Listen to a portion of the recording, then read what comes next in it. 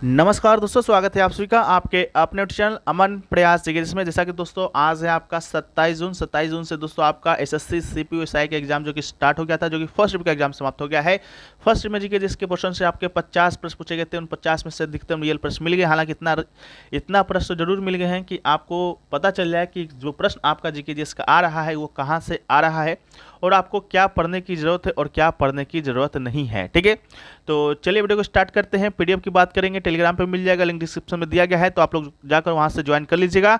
बाकी बढ़ते हैं आज के पहले प्रश्नों की ओर। तो आज का जो पहला जो प्रश्न है वो पूछा गया था कि दिवाली हिंदू कैलेंडर के अनुसार निम्नलिखित में से किस महीने में आती है। ठीक है, तो हिंदू कैलेंडर के अनुसार आपसे महीना पूछा गया था, तो इसका राइट आंसर है जो कि आपका होगा कार्तिक। ठीक है, जो दिवाली हम लोग मनाते हैं हिंदू कैलेंडर के अनुसार कार्तिक माह में मनाते हैं। इसके अलावा ग्रेगोरियन कैलेंडर के अनुसार की बात करते हैं तो ग्रेगोरियन कैलेंडर के अनुसार जो दिवाली हम लोग हैं अक्टूबर नवंबर में मनाते हैं। ठीक है, उसी प्रकार अगर आपसे और भी पर्व यानी कि पर्व के बारे में पूछा जाए, जैसे रक्षाबंधन के बारे में पूछा जाएगा, रक्षाबंधन किस हिंदू कैलेंडर के अनुसार मनाते हैं, तो श्रावण मास के दौरान। हिंदू होली आपका अभी हाल ही में जो फेज 12 का एग्जाम हुआ था उसमें पूछा गया था होली किस महीने में, तो आपका होली फाल्गुन मास के अंतिम महीने मनाया जाता है। ठीक है, फाल्गुन जो मास है आपका हिंदू कैलेंडर के अनुसार अंतिम महीना होता है। ठीक है, इसके अलावा अगर आपसे पूछा जाता है दशहरा की बात करते हैं, दशहरा कब मनाया जाता है, तो दशहरा दोस्तों आपका अश्विनी माह मनाया जाता है। इसके अलावा अगर आपसे पूछा जाता है रामनवमी कब मनाया जाता है, तो रामनवमी दोस्तों आपका चैत माह में मनाया जाता है। ठीक है, तो इन सभी को भी आप याद रखिएगा, रक्षाबंधन, होली, दशहरा और रामनवमी। एक आपको याद रखना है मकर संक्रांति भी याद रख लीजिएगा। ठीक है, तो चलिए वीडियो में हम लोग आगे बढ़ते हैं।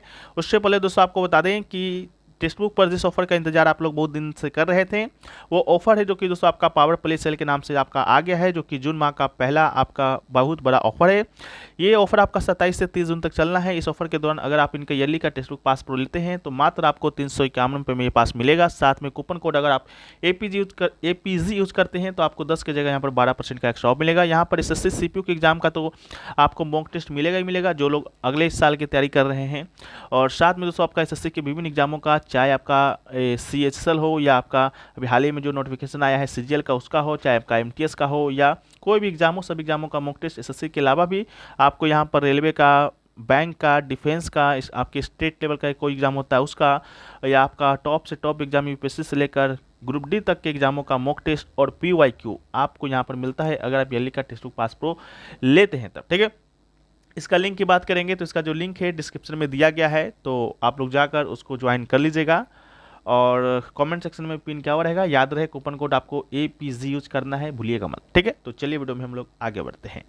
नेक्स्ट क्वेश्चन देखिए, पूछा गया कि कथा सरित सागर है जो कि किसके द्वारा लिखा गया था। किसके द्वारा नहीं पूछा गया था, आपसे पूछा गया था किस भाषा में लिखा गया था। ठीक है, और आपको बता दें कि यही सेम क्वेश्चन आपका एसएससी सिलेक्शन फेज 12 में भी पूछा गया था। ठीक है, तो कथा सरित सागर की बात करेंगे तो इसका राइट आंसर दोस्तों आपका होगा संस्कृत भाषा में लिखा गया था। ठीक है, तो इसका राइट आंसर आपका संस्कृत होगा।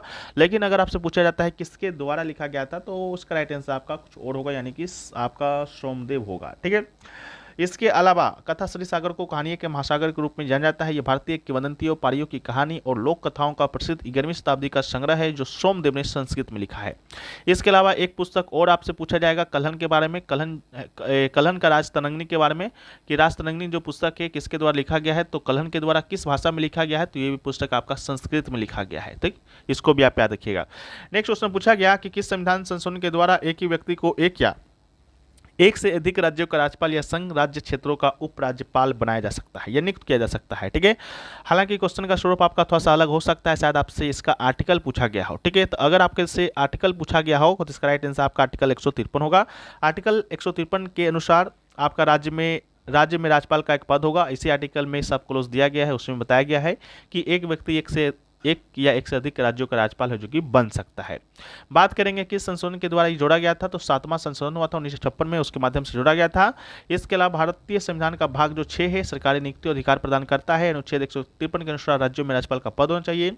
इसके अलावा अनुच्छेद 155 के अनुसार राज्यपाल की नियुक्ति से संबंधित है, और 1956 के 7वें अधिनियम के बाद 2 या 2 से अधिक राज्यों के राज्यपाल को एक ही व्यक्ति या केंद्र शासित प्रदेश के उपराज्यपाल के द्वारा नियुक्त किया जा सकता है। राज्यपाल से संबंधित कुछ अनुच्छेद है, जैसा कि 153 के बारे में देख लिए, 155 को भी हम देख लिए।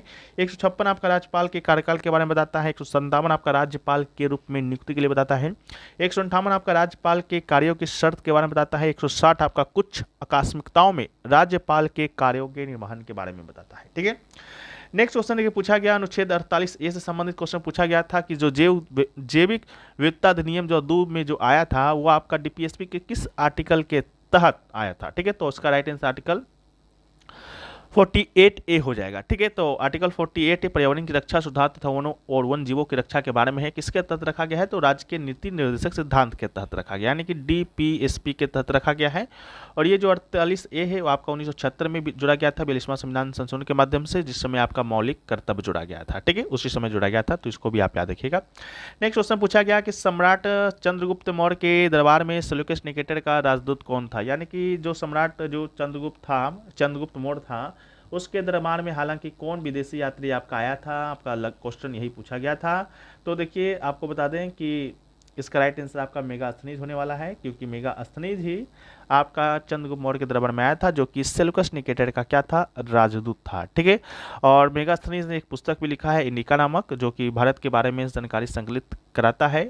ठीक है, तो इसको भी आप याद रखिएगा। और आपको चंद्रगुप्त मौर्य के बारे में याद रखना है, मौर्य वंश का संस्थापक था। नेक्स्ट जो क्वेश्चन पूछा गया फ्रेंड्स, वो पूछा गया कि द गाइड पुस्तक के लेखक कौन है। तो द गाइड पुस्तक की बात करते हैं तो द गाइड जो पुस्तक है वो आपका आर.के. नारायण के द्वारा लिखा गया है। आर.के. नारायण के द्वारा लिखा गया एक उपन्यास है, तो इसका राइट आंसर क्या होगा, तो आर.के. नारायण होगा, जो कि 1958 में प्रकाशित हुआ है। ठीक है, उपन्यास का नायक जो एक टूर गाइड है जो आध्यात्मिक मार्गदर्शक बनने की यात्रा पर केंद्रित है। उपन्यास ने 1960 में साहित्य अकादमी पुरस्कार भी जीता है और 1965 में एक फिल्म आया था गाइड। ठीक है, इसी पुस्तक का आपका इसी पुस्तक पे आधारित है, जिसे वाहिदा रहमान और देव आनंद ने अभिनय किया है।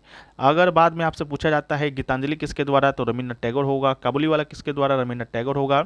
इसके अलावा अगर आपसे पूछा जाता है the God of small things किसके द्वारा, तो अरुंधति रॉय के द्वारा। इसके लिए 1997 में मैन बुकर पुरस्कार भी इनको मिला है। इसके अलावा अगर आपसे पूछा जाता है the ministry of utmost happiness किसके द्वारा, तो अरुंधति रॉय के द्वारा। इसके अलावा the algebra of infinity justice किसके द्वारा, तो अरुंधति रॉय के द्वारा। और इसके अलावा इंटरप्रेटर ऑफ मेल्डिस की पुस्तक तो झुप्पालहरी के द्वारा। नेमसेक भी झुप्पालहरी, द लोलैंड भी झुप्पालहरी। ठीक है, इसको याद रखिएगा, बहुत इंपॉर्टेंट पुस्तक है। नेक्स्ट क्वेश्चन पूछा गया असद अली खां के बारे में कि असद अली खां डैश वादन के उस्ताद हैं, तो इसका राइट आंसर आपका रुद्र बीना होगा। असद अली खां की बात करते हैं तो जन्म 1 दिसंबर 1937 को हुआ था। रुद्र बीना बजाते हैं, जो कि एक तार वाला वाद्य यंत्र है। उनको कई राष्ट्रीय सम्मान मिला है, जिसमें से 2008 में पद्म भूषण मिला है और 1977 में संगीत नाटक अकेडमी अवार्ड मिला है। इसके अलावा सितार वादक कुछ इंपॉर्टेंट नाम याद रखिए, रविशंकर, पंडित निखिल बनर्जी को याद रखिए, अनुष्का शंकर को याद रखिए, इमरत खां को याद रखिए, बिलायत खां को याद रखिए, तबला से जाकिर हुसैन को, अल्लाह रखा खां को, अनिंदो चटर्जी को, अनुराधा पाल को, शंकर घोष को, सनाई से याद रखिए बिस्मिल्ला खां को, एस बल्लेस को, भास्कर नाथ को, अनंत लाल को और राजेंद्र प्रसन्ना को। ठीक है, बाकी वादवन से जुड़े कलाकार के बारे में टॉपिक वाइज पीडीएफ तैयार किया गया है, उसको हम लोग टेलीग्राम पर भेज देंगे। नेक्स्ट क्वेश्चन है कि वित्त आयोग का गठन भारत के राष्ट्रपति के द्वारा संविधान के अनुच्छेद देश डैश के तहत किया जाता है, तो अनुच्छेद 280 इसका राइट आंसर होगा। अनुच्छेद 280 के तहत है, जो कि आपका ये वित्त आयोग का गठन किया जाता है। एसएससी जो फेज 11 12 का जो एग्जाम हुआ था 12 का, उसमें पूछा गया था कि वित्त आयोग का जो वित्त आयोग में कितने मतलब सदस्य होते हैं। ठीक है, तो टोटल आपका 5 सदस्य होता है, जिसमें से आपका 1 अध्यक्ष होता है और 4 आपका होता है। ठीक है, तो इसके अलावा भारतीय राष्ट्रपति के द्वारा भारतीय संविधान के अनुच्छेद 280 के तहत वित्त आयोग का गठन होता है और वित्त आयोग संघ और राज्य सरकार के बीच कुछ राजस्व संसाधनों के आवंटन के उद्देश्य से एक संवैधानिक निकाय है। यह केंद्र और राज्यों के बीच वित्तीय संबंधों को परिभाषित करने के लिए बनाया गया, जिसका गठन 1951 में हुआ था। और वित्त आयोग के पहले अध्यक्ष थे आपके के.सी. नियोगी, लेकिन अगर आपसे पूछा जाता है 15वें वित्त आयोग के अध्यक्ष कौन थे, 15वां, तो इसका राइट आंसर होगा नंद किशोर सिंह। लेकिन वर्तमान में दोस्तों आपका 16वां वित्त आयोग का गठन हुआ है, जिसके अध्यक्ष है आपका अरविंद पनगड़िया। ठीक है, तो अरविंद पनगड़िया को याद रखिएगा, ना कि नंद किशोर को। अगर आपसे 15वां वित्त आयोग का अध्यक्ष पूछा जाएगा तब होगा नंद किशोर, लेकिन आपसे 16वां पूछा जाएगा तो इसका राइट आंसर होगा अरविंद पनगड़िया। ठीक है, अरविंद पनगड़िया को याद रखिएगा। नेक्स्ट क्वेश्चन देखिए पूछा गया था आपसे कि बैडमैन है जो कि आपका किसकी आत्मकथा है, तो बैडमैन की बात करेंगे।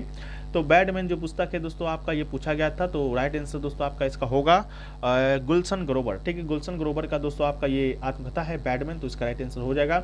इसके अलावा जो नेक्स्ट क्वेश्चन पूछा गया था वो पूछा गया कि दोस्तों आपका अनुच्छेद 75 के अनुसार मंत्रिपरिषद सामूहिक रूप से किसके लिए उत्तरदायी होता है। आपसे अनुच्छेद पूछा गया था कि जो मंत्रिपरिषद है लोकसभा के लिए सामूहिक रूप से उत्तरदायी होता है, लेकिन आपसे पूछा गया था कि किस अनुच्छेद के तहत, तो इसका राइट आंसर आपका अनुच्छेद 75 के तहत, ठीक है। अनुच्छेद 75 के तहत ही आपका जो मंत्रिपरिषद होता है आपका लोकसभा के प्रति है, जो कि आपका उत्तरदायी होता है, तो इसका राइट आंसर हो जाएगा। इसके अलावा अनुच्छेद 75(3) के अनुसार मंत्रिपरिषद सामूहिक रूप से लोकसभा के प्रति उत्तरदायी होता है। और अनुच्छेद जो 75 है मंत्रिपरिषद से संबंधित प्रावधानों के बारे में भी बताता है। क्या क्या बताता है कि मंत्रिपरिषद में प्रधानमंत्री सहित मंत्रियों की कुल संख्या लोकसभा के कुल सदस्यों की संख्या से 15% से अधिक नहीं होनी चाहिए। इसके अलावा राष्ट्रपति के पश्चात मंत्री है जो कि पद ग्रहण करेंगे। मंत्रिपरिषद सामूहिक रूप से लोकसभा के प्रति उत्तरदायी होगा, यही बताता है, ठीक है।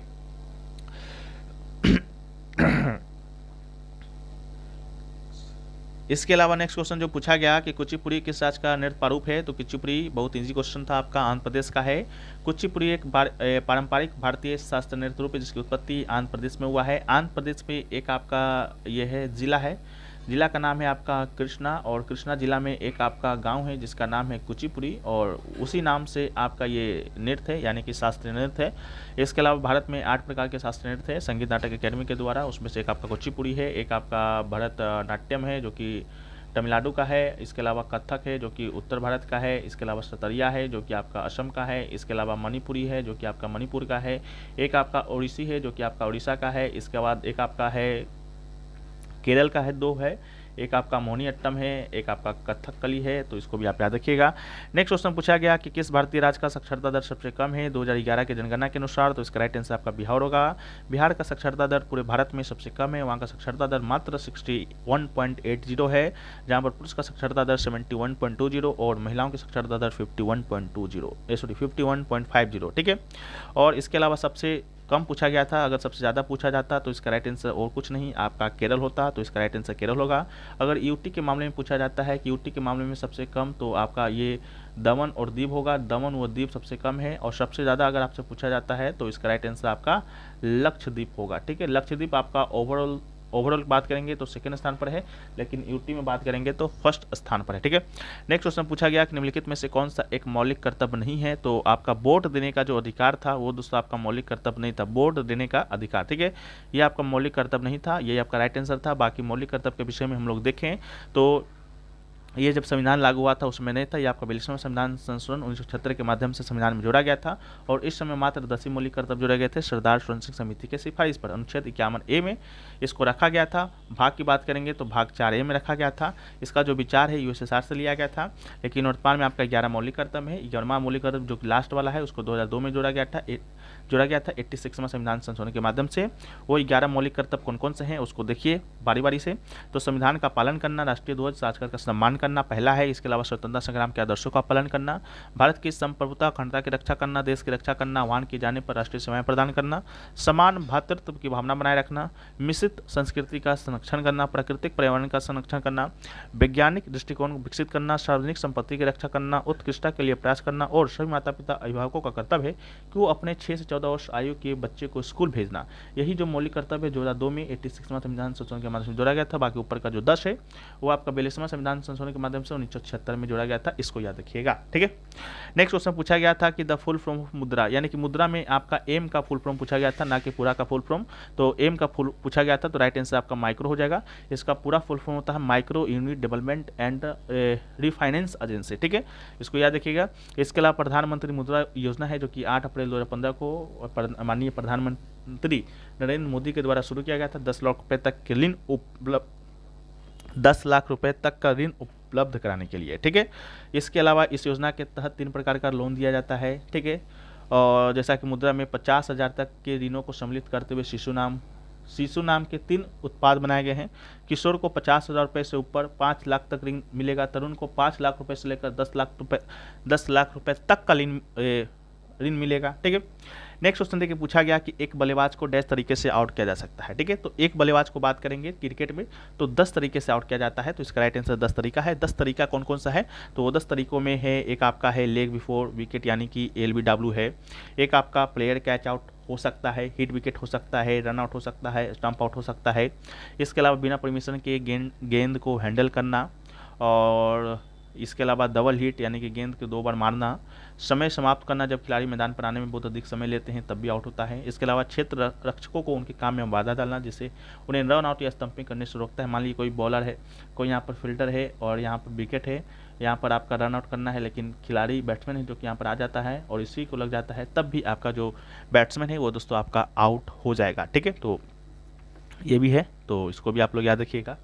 और बहुत सारे क्वेश्चन देखिए पूछे गए थे। एक पूछा गया था भूपेन हजारिका के बारे में कि भूपेन जो हजारिका है उनको भारत रत्न कब दिया गया था। तो देखिए इनको जो भारत रत्न है आपका 2019 में दिया गया था, अभी कुछ समय पहले ही।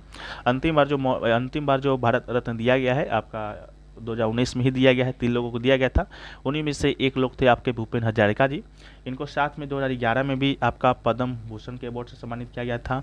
इसके अलावा मरणोपरांत 2019 में इन्हें भारत रत्न से सम्मानित किया गया है। ठीक है, इसके अलावा एक क्वेश्चन और पूछा गया था कि श्याम जो मणि देवी हैं उनका संबंध किस नृत्य से है। ठीक है, तो श्याम मणि देवी की बात करेंगे तो इनका संबंध आपका ओडिसी शास्त्र नृत्य से है, तो उसको भी आप लोग याद रखिएगा। ओडिसी इसका राइट आंसर है। ये भी प्रश्न आपका एसएससी फेज 12 का जो एग्ज़ाम हुआ था उसमें आपका ये पूछा गया था। ये श्याम मणि देवी हैं, इनको 2011 में आपका संगीत नाटक अकेडमी पुरस्कार है जो कि इनको मिल चुका है, तो इम्पॉर्टेंट है, इसको भी आप याद रखिएगा। और भी बहुत सारे क्वेश्चन हैं जो कि पूछे गए हैं। ठीक है, एक पूछा गया था कि डू और डाई यानी कि करो या मरो का जो नारा है गांधी जी कौन सा आंदोलन में दिए थे, करो या मरो का नारा। तो ये क्वेश्चन आपका कल ही पूछा गया है एसएससी फेज 12 में, जो कि रिपीट हुआ है।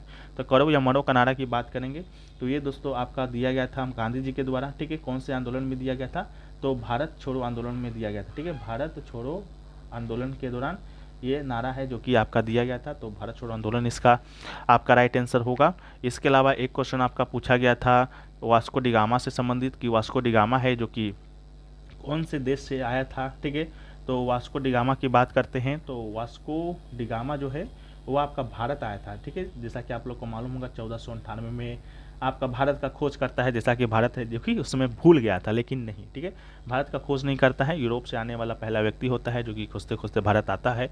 ये जो आता है वो दोस्तों आपका पोर्तुगल से आता है, यानी कि पुर्तगाल से आता है, तो इसका राइट आंसर आपका पुर्तगाल हो जाएगा। बाकी वास्को डिगामा से संबंधित बात करेंगे तो 1998 में समुद्री मार्ग की खोज करता है। ठीक है, तो भारत आता है। इसके अलावा कहाँ पर आता है, तो कालीकट एक बंदरगाह है, वहीं पर ये आपका आता है, तो ये भी पूछा गया था, तो इसको भी आप याद रखिएगा। और देखें क्वेश्चन क्या पूछा गया था, तो एक आपका सॉलिडिफिकेशन का आपका अपोजिट पूछा गया था, तो इसका राइट आंसर आपका फ्यूजन होगा। बाकी दशहरा भी पूछा गया था, तो दशहरा किस हिंदू कैलेंडर के अनुसार मनाया जाता है, तो दशहरा आपको बता दिए कि अश्विनी माह में मनाया जाता है। दिवाली बता दिए कि किस माह में मनाया जाता है, कार्तिक माह में मनाया जाता है। अगर आपसे पूछेगा होली, तो होली फाल्गुन मास में मनाया जाता है। ठीक है, रामनवमी पूछेगा तो आपका चैत माह में मनाया जाता है। ठीक है, तो इन सभी को आप याद रखिएगा, ये सभी आपसे बारी बारी एग्जाम में पूछे जाएंगे। ठीक है, और क्वेश्चन को देखें तो और क्वेश्चन क्या आपका देखने को मिला था, एक जागोई चोलम से भी था। जागोई चोलम जो है वो आपका किस राज्य का है, जागोई चोलम। तो जागोई चोलम की बात करते हैं तो जागोई और चोलम जो नृत्य है वो दोस्तों आपको शायद ये इसका राइट आंसर आपका मणिपुर होगा। ठीक है, जागोई चोलम जो आपका प्रसिद्ध लोक नृत्य है कहाँ का, तो ये आपका है मणिपुर का, तो मणिपुर इसका राइट आंसर हो जाएगा। इसको भी आप याद रखिएगा, जागोई चोलम मणिपुर में किया जाने वाला एक लोक नृत्य है। ठीक है, इसके अलावा लाई हरोवा भी याद रखिएगा, लाई हरोवा भी आपका मणिपुर में ही किया जाता है। ठीक है, और क्या पूछा गया था, शैलेंद्र राजा किस धर्म को मानता था। ठीक है, तो ये भी पूछा गया था कि शैलेंद्र जो राजा है वो आपका किस धर्म को मानता है, तो शैलेंद्र जो राजा है राजवंश था वो आपका बौद्ध धर्म को मानता था। बौद्ध धर्म में भी आपका महायान बौद्ध धर्म को, ठीक है, तो महायान बौद्ध धर्म हो जाएगा। अगर सिर्फ बौद्ध धर्म था तो बौद्ध धर्म होगा। ठीक है, इसके बाद बात करते हैं शैलेंद्र राजा महायान बौद्ध धर्म का अनुयायी था। वो जावा में प्रसिद्ध बोरो बुद्ध मंदिर के निर्माण सहित बहुत सारे ऐसे मंदिर बनाए थे, तो उसको भी याद रखिएगा कि बोरो बुद्ध मंदिर का निर्माण किसने कराया था, तो शैलेंद्र राजा ने ही कराया था। ठीक है, और किस धर्म को मानता था, तो बौद्ध धर्म को मानता था। ठीक है, और और देख लेते हैं और क्या आपसे प्रश्न पूछा गया है। तो एक आपका आर्टिकल 48 से भी प्रश्न 48A पूछा गया था। सॉलिडिफिकेशन का अपोजिट है जो कि हमने बता दिया, मेगाथनीस बता दिया। और आपसे पूछा गया था काराकोरम रेंज के बारे में, ठीक है। एक पूछा गया था कारा जो कोरम रेंज है वो आपका रिलेटेड टू माउंटेन पिक, यानी कि किस माउंटेन पिक से संबंधित है, ठीक है। तो काराकोरम रेंज की बात करते हैं तो जो काराकोरम जो रेंज है,